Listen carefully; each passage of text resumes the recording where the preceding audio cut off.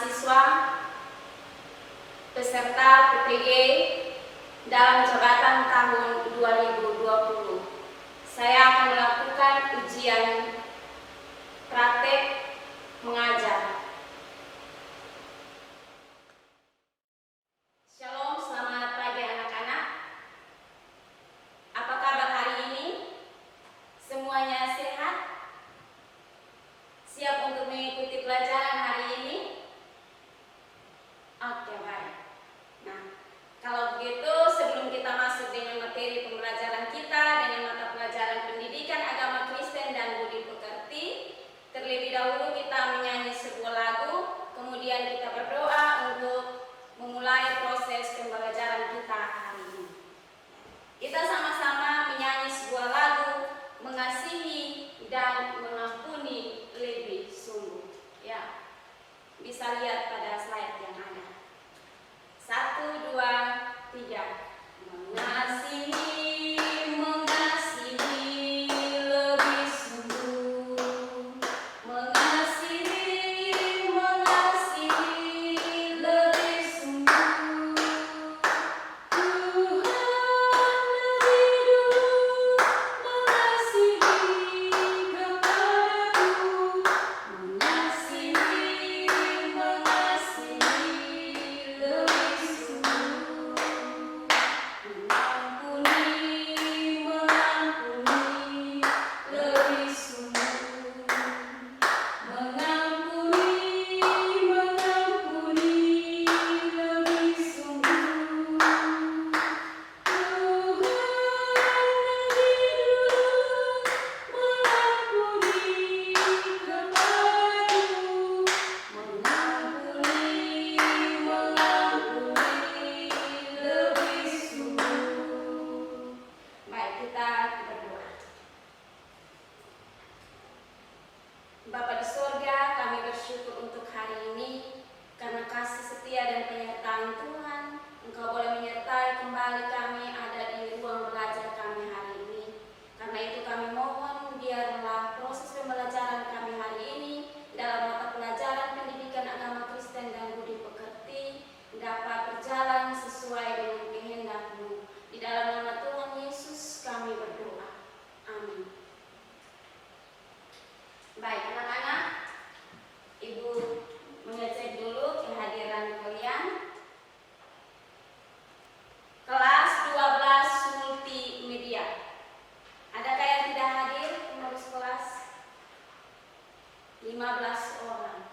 Baik, semuanya hadir? Oke, baik. Ya, kalau begitu Ibu berharap semua konsentrasi untuk kita mulai dengan materi kita hari ini.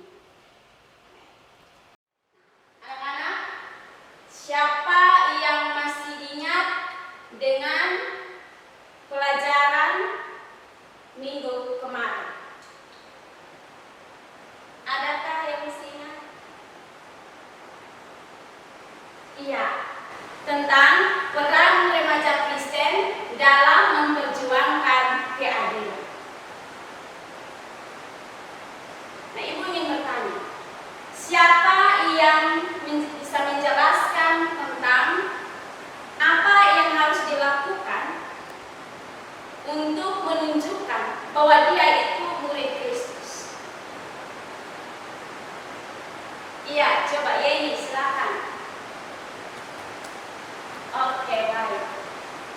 Sebagai murid Kristus, dia harus menciptakan hidup damai dan rukun dengan sesama, dimanapun dia berada dan kapanpun dia berada, dengan mengasihi, memberikan pengampunan pada orang yang melakukan kesalahan kepada kita, menjauhkan diri dari pertengkaran dan menyatakan keadilan.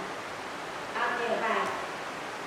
Yang berikut, apa yang kalian lakukan ketika terjadi perselisihan atau pertengkaran, baik dengan teman, dengan orang tua, keluarga, ataupun dengan tetangga, dengan orang-orang di sekitar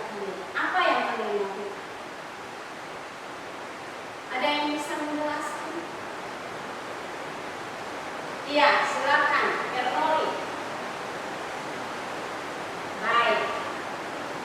Jadi sebagai murid Kristus, ketika dia melihat ada terjadi perselisihan atau pertengkaran, dia tidak berdiam diri, tapi dia harus berusaha untuk mendamaikan agar terciptanya hubungan yang baik yang terjadi antara orang yang mengalami perselisihan atau pertengkaran. Oke, baik. Nah, Ibu berharap hari ini kalian juga punya semangat yang sama seperti pada pertemuan yang lalu, supaya dalam proses pembelajaran hari ini setiap materi yang kita pelajari bersama hari ini dapat kalian pahami dengan baik. Jadi kalian bisa menjelaskan apa yang kita pelajari hari ini, tapi juga dapat mengaplikasikannya di dalam kehidupan sehari-hari. Bahkan kalian menjadi figur yang perlu diteladani. Iya, baik. Nah, materi hari ini tentang menjadi pembawa damai. Landasan Alkitab yang akan kita pakai sebagai bacaan acuan dalam materi kita hari ini adalah dalam Matius pasal 5 ayat 9 dan Galatia pasal 5 ayat 22 hingga ayatnya yang ke-23. Nah, Ibu akan menyampaikan poin-poin yang akan kita capai dalam proses pembelajaran kita hari ini. Ya. Kita lihat kompetensi inti yang pertama. Anak-anak bisa lihat pada slide yang ada. Yang pertama adalah menghayati dan mengamalkan ajaran agama yang dianut. Nah, kompetensi inti yang kedua, ketiga, dan keempat kalian bisa lihat pada slide. Terus yang berikut kompetensi dasar. Kompetensi dasar yang pertama adalah menghayati dan menjalankan perannya sebagai pembawa damai. Dan kompetensi dua, ketiga, dan keempat juga ada pada slide.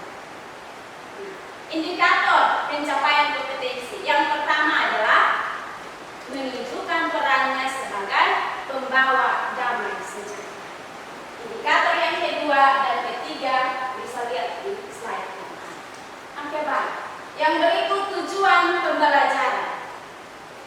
Nah, setelah mengikuti proses pembelajaran hari ini, peserta didik diharapkan untuk mampu atau dapat menjelaskan tentang pengertian damai secara umum dan pengertian damai menurut Alkitab. Tujuan yang kedua adalah peserta didik mampu untuk menjelaskan tentang prinsip damai sejahtera yang berlaku dalam kehidupan sehari-hari. Tujuan yang ketiga adalah peserta didik mampu untuk memberikan gambaran tentang bagaimana hubungan antara Allah, manusia, sesama, dan alam. Dan tujuan yang keempat adalah peserta didik mampu untuk mendeskripsikan tentang hal-hal apa saja yang dilakukan untuk membawa dan menciptakan damai sejahtera di muka bumi. Itu kita bisa kaji atau baca dalam tadi landasan atau bahan Alkitab yang kita pakai. Matius pasal 5 ayat 9 dan Galatia pasal 5 ayat 22 hingga ayat 23. Nah, tujuan yang kelima adalah peserta didik mampu untuk menyebutkan ciri-ciri peran remaja dalam menciptakan damai sejahtera itu ya. Dan tujuan yang berikut adalah peserta didik mampu untuk menjelaskan usaha apa yang dilakukan untuk menciptakan damai sejahtera.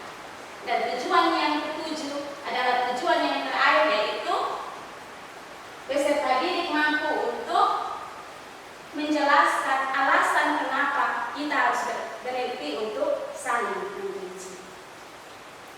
Nah, jadi materi pokoknya adalah menjadi pembawa damai. Ya. Baik, anak-anak, referensi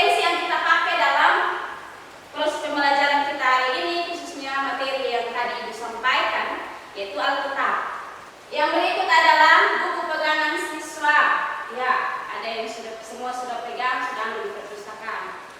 Nah, tapi juga ada referensi yang lain yang bisa kalian pakai, yaitu majalah, bisa dari koran atau internet.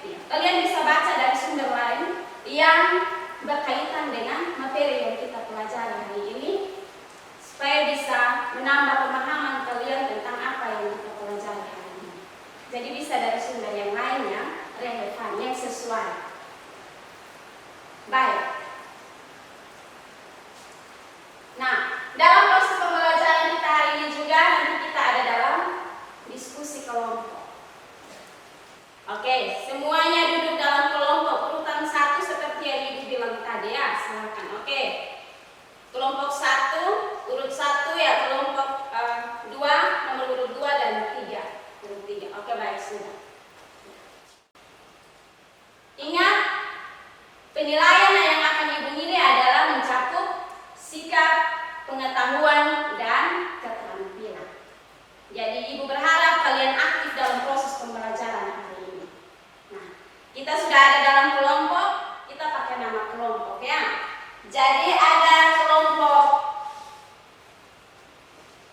kasih, ya. Ada kelompok kasih ya.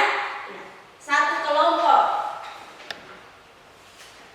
Kelompok 2 yaitu kelompok damai.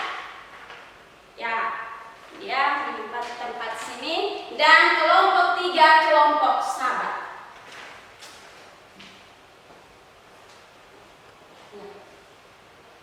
Semuanya sudah siap belajar dalam ruang diskusi kelompok. Nah, Ibu akan membagikan LKPD yang pertama untuk kalian ada dalam diskusi kelompok.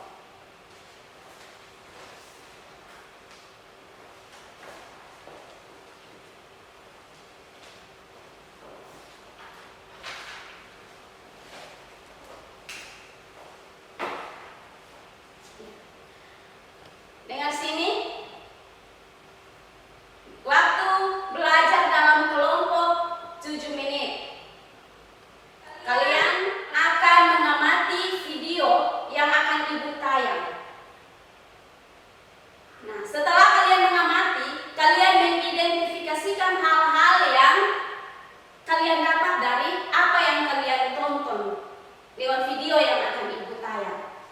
Nah, di situ kalian bekerja sama dalam kelompok, kalian berbagi pemahaman, informasi, mengumpulkan sebanyak mungkin pemahaman yang diberikan kepada dalam kelompok itu dan dirangkum menjadi suatu hasil diskusi. Dan hasil diskusi itu akan dipresentasikan oleh masing-masing kelompok. Dan kemudian akan ditanggapi oleh kelompok yang lain. Contohnya kelompok kasih setelah mempresentasikan hasilnya akan ditanggapi oleh kelompok damai sabar.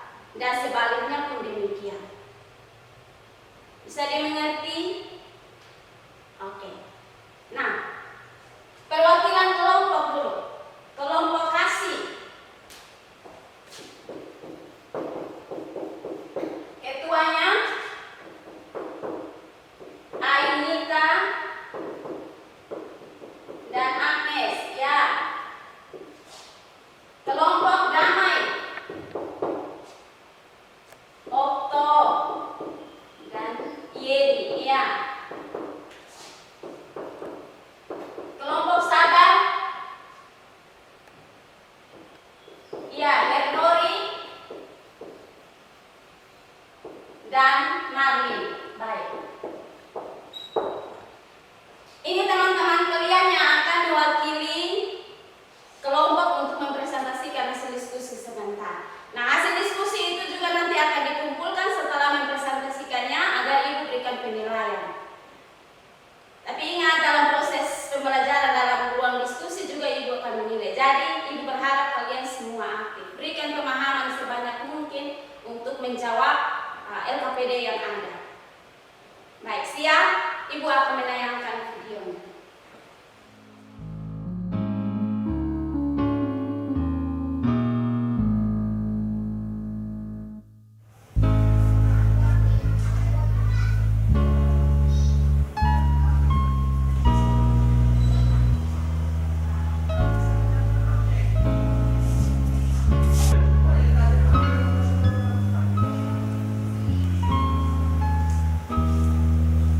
Topik diskusi kita pada kali ini adalah tentang kasih.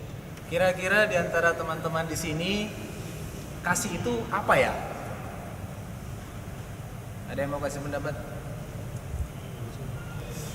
Oh iya, silakan. Kasih itu setia, sukacita, kasih itu menolong. Mungkin itulah namanya kasih. Oke, terima kasih atas pendapat Saudara Agung. Mungkin ada yang lain? Oke, silahkan. Menurut saya kasih itu tidak pendendam, mau memaafkan, suka memberi, ikut merasakan penderitaan orang lain. Oke. Ada lagi? Intinya menurut saya kasih itu adalah tindakan. Oke, baik. Terima kasih atas pendapat dari Agung dan juga Saudara Rizky. Nah, mari kita coba buka Alkitab kita. 1 Korintus pasal 13 ayat 4 sampai 7. 1 Korintus 13 ayat 4 sampai 7. Bunyinya, kasih itu sabar, oke? Kasih itu murah hati. Ia tidak cemburu, ia tidak membanggakan diri dan tidak sombong. Berikutnya ayat 5, ia tidak melakukan yang tidak sopan dan tidak mencari keuntungan diri sendiri. Ia tidak pemarah dan tidak menyimpan kesalahan orang lain. Ia tidak bersukacita karena ketidakadilan, tetapi ia bersukacita karena kebenaran. Ia menutupi segala sesuatu, percaya segala sesuatu, mengharapkan segala sesuatu, sabar menanggung segala sesuatu. Saya rasa sudah cukup detail ya. Atau ada pertanyaan? Oke, silakan. Bagaimana ya cara kita menyatakan kasih kita dalam kehidupan kita sehari-hari, Bang? Nah, implementasi nyata dari tindakan kasih itu bagaimana, kan itu pertanyaannya ya. Nah, misalkan ini kita sedang berkendara ya, tiba-tiba diserempet orang. Wah, biasanya kalau misalnya kita lihat di lapangan ya, biasanya orang mencak-mencak ya, langsung marah-marah ya. Itu tindakan yang salah, kasih tidak ada di dalamnya. Mungkin sudah minta maaf, udah mohon lah Pak, maaf ya, aku tadi tidak sengaja. Tapi kita tetap harus nuntut ganti rugi. Paksa, pokoknya harus kasih ganti rugi lah. Itu tindakan tidak ada kasih tentunya di sana. Jadi pada saat kita menunjukkan kasih itu, ya harus sabar. Kita harus murah hati meskipun kita harus dirugikan. Pada saat kita harus merugi misalnya, ya kita ikhlaskan saja. Pada saat kita bermurah hati, ikhlas kepada orang lain, Tuhan akan membalaskan bahkan lebih dari itu. Meskipun itu tidak kita harapkan. Itulah kasih yang nyata.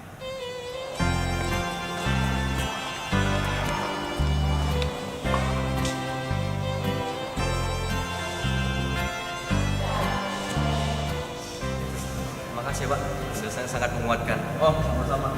Dari jalannya.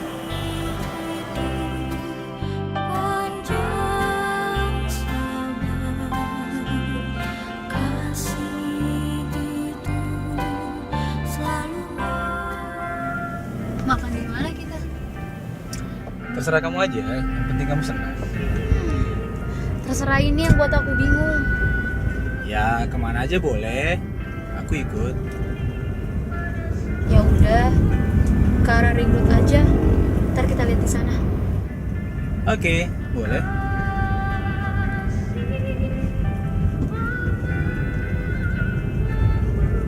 Ceritanya skripsimu udah gimana? Ya masih begitulah. Udah ketemu dengan dosen pembimbing kemarin? Sudah ketemu, cuman masih dipersulit sih sama dosennya. Ya jadi ya begini. Kok bisa? Nggak ngerti juga kenapa. Kayak dosennya lagi banyak pikiran, jadi semua mahasiswanya dipersulit. Ya, sabar-sabar aja. Ya, semua juga pernah melewatinya. Ya mudah-mudahan Tuhan kasih yang terbaik lah. Ya, tetap semangat aja. Nanti pasti bisa itu.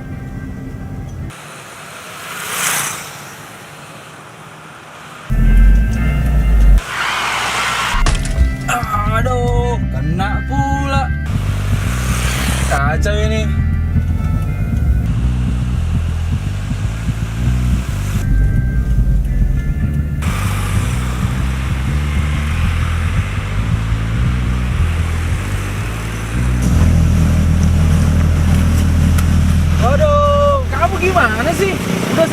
bumper?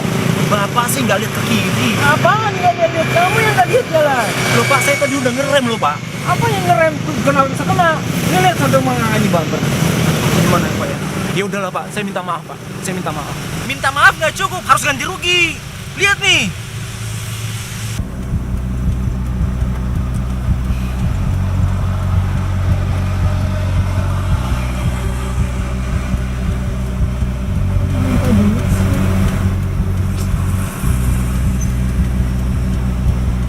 Kurang ini, segini mana cukup. Tambah lagi dong. Saya hanya ada duit segini Pak. Masa cuma segini? Pak, terimalah Pak. Hanya ini aja Pak duit saya. Jujur saya nggak ada duit lagi.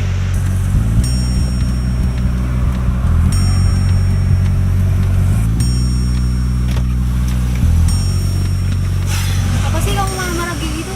Biar aja, biar kapok gitu orang. Gak kasihan kamu minta pulang uangnya. Kan mobil ini ada asuransi.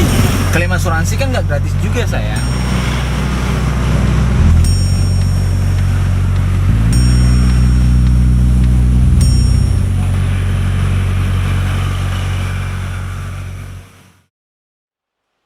Baik, demikian video yang Ibu tayang.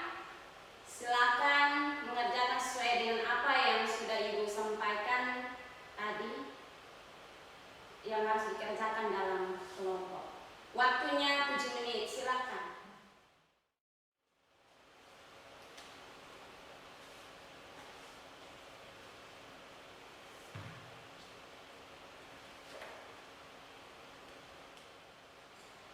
Oke, waktunya selesai. Kelompok kasih, kelompok sabar, dan kelompok damai. Waktunya selesai. Kita akan masuk dalam presentasi kelompok. Kelompok yang pertama yang akan mempresentasikan hasil diskusi mereka yaitu kelompok kasih. Baik, tepuk tangan untuk kelompok kasih. Ya, silakan. Ya, demikian hasil presentasi diskusi dari kelompok kasih. Ada tanggapan atau pertanyaan dari kelompok damai dan sabar untuk kelompok kasih? Silakan. Hal-hal yang kurang dipahami mungkin dari penjelasan dari kelompok kasih. Oh, cukup, tidak ada. Baik, terima kasih kelompok kasih. Baik, kemudian kelompok damai, silakan yang mewakili 2 orang tadi, silakan mempresentasikan hasil diskusi kelompok. Ya, tepuk tangan untuk kelompok damai. Baik, silakan. Iya, terima kasih. Itu hasil diskusi kelompok damai. Ada tanggapan dari kelompok kasih dan sabar? Silakan. Oke, dari kelompok kasih ingin bertanya pada kelompok damai. Iya, pertanyaannya.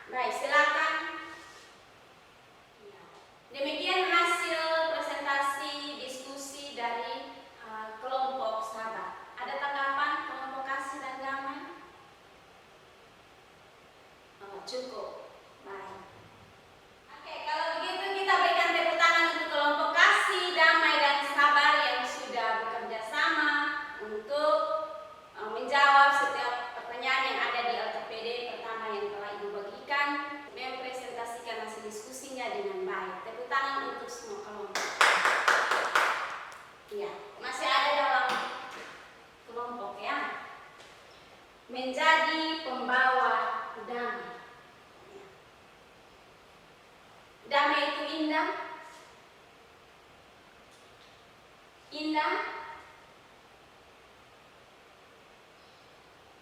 Indah. Kira-kira seindah ini atau apakah damai seindah ini? Seindah ini. Kira-kira begitu. Mari kita lihat. Kira-kira benar tidak damai itu seindah ini yang kita lihat pada gambar yang ada di slide. Pengertian damai. Apa itu damai? Damai adalah tidak ada perang, tidak ada kerusuhan, tidak ada kericuan atau konflik. Damai dalam bahasa Ibrani yaitu shalom yang diterjemahkan sebagai damai sejahtera. Artinya sama tadi, tidak ada perang, pertengkaran, kericuhan atau konflik. Ada juga yang berpendapat bahwa damai itu adalah sebuah proses seseorang untuk mengubah sikap serta perilakunya mengenai konflik dan kekerasan dan tindakan untuk hidup secara harmoni.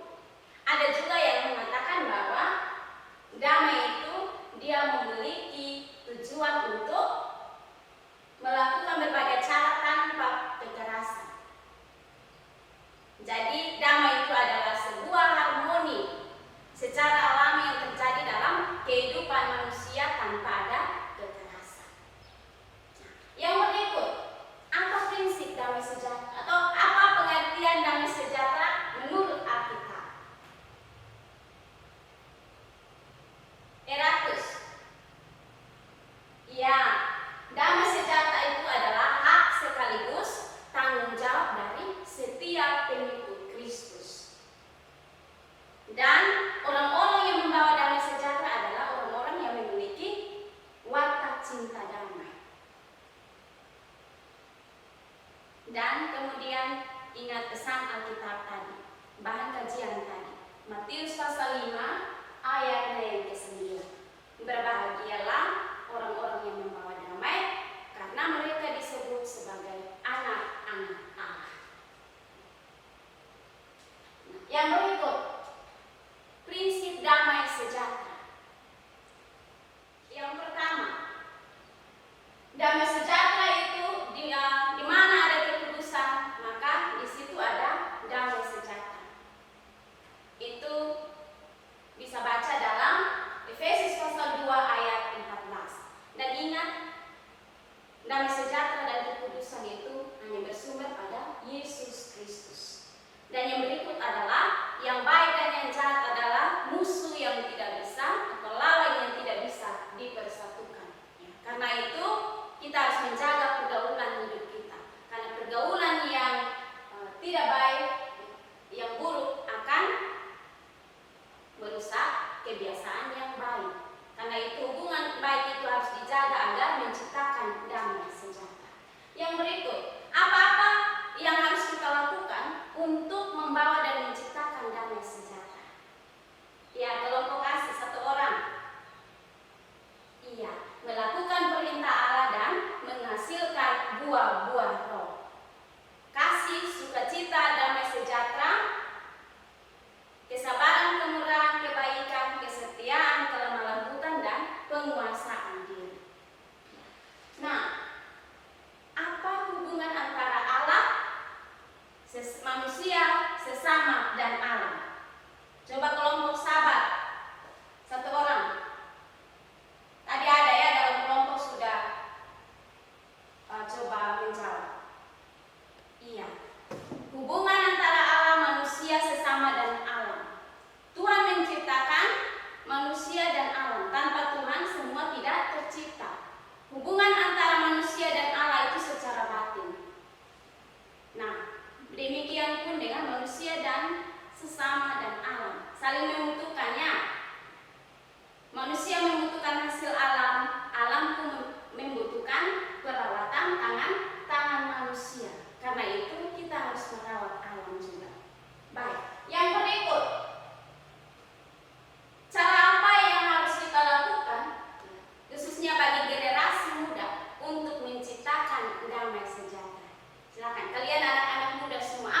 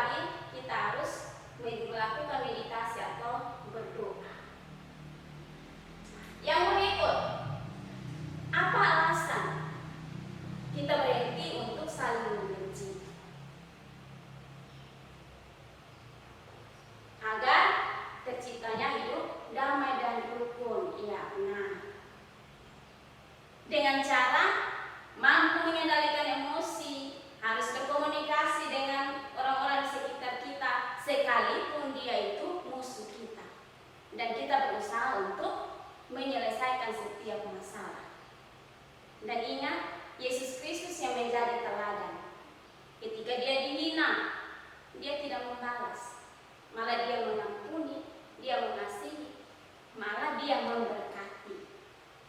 Ingat, kebencian menimbulkan pertengkaran, tetapi kasih menutupi pelanggaran. Itu dalam kitab Amsal pasal 10 ayat 12. Coba buka dan sama-sama kita baca, jangan sampai yang ada di slide di gambar itu salah. Silakan Amsal pasal 10 ayat 12. 1, 2, 3. Kebencian menimbulkan pertengkaran, tetapi kasih menutupi segala pelanggaran. Jadi kasih itu sangat penting. Karena ketika hal itu dilakukan, maka kedamaian itu akan tercipta. Baik anak-anak, itu penyampaian materi dari Ibu. Ada yang kurang dipahami atau dimengerti bisa ditanyakan.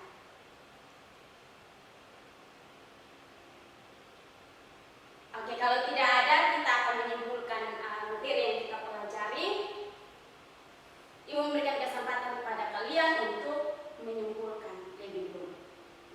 Dari apa yang sudah kalian belajar dalam kelompok, Ibu sudah sampaikan. Yang kalian tangkap itu apa? Yang kalian simpulkan itu bagaimana dari materi ini? Oke, silakan. Iya, Eratus. Damai itu adalah sebuah harmoni yang alami dalam kehidupan manusia yang di dalamnya tidak ada permusuhan. Ya, apalagi? Marlin. Iya, damai sejahtera itu adalah hal sekaligus tanggung jawab sebagai pengikut Kristus. Coba Okto. Iya, yang harus dilakukan sebagai generasi muda untuk menciptakan damai sejahtera adalah menjadi pribadi yang lebih baik, mengasihi teman, membantu teman dengan tidak mengharapkan imbalan, berdamai dengan diri sendiri, orang lain, dan melakukan meditasi.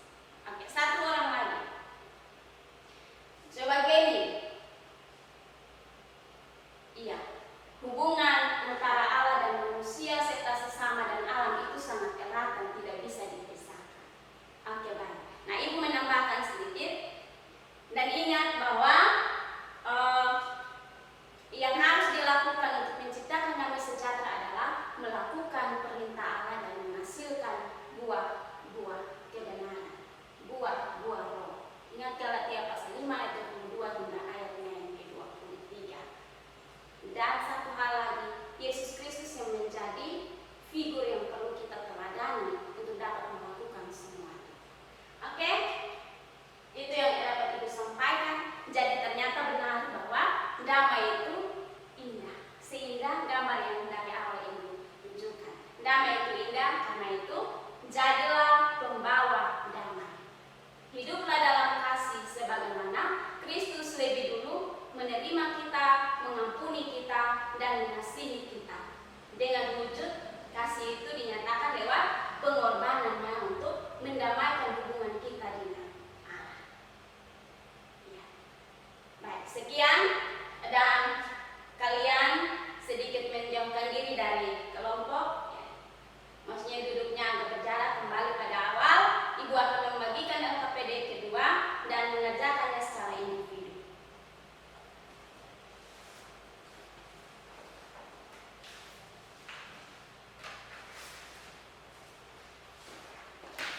Silakan mengerjakan, waktunya 5 menit.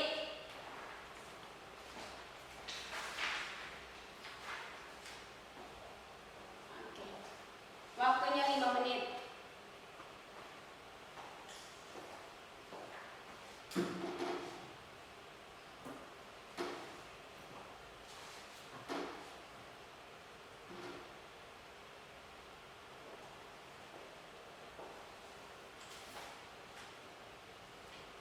Oke, sedikit lagi waktunya. Iya. Dikumpulkan. Bersamaan dengan kunci hasil diskusi tadi ya. Baik.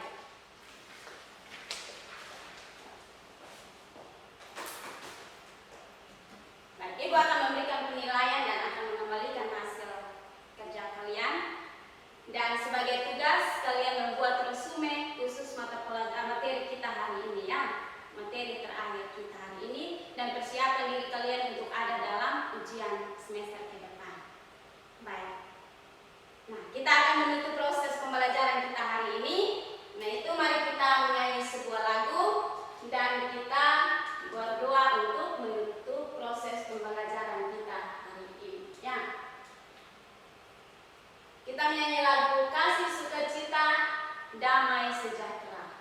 tahu lagunya?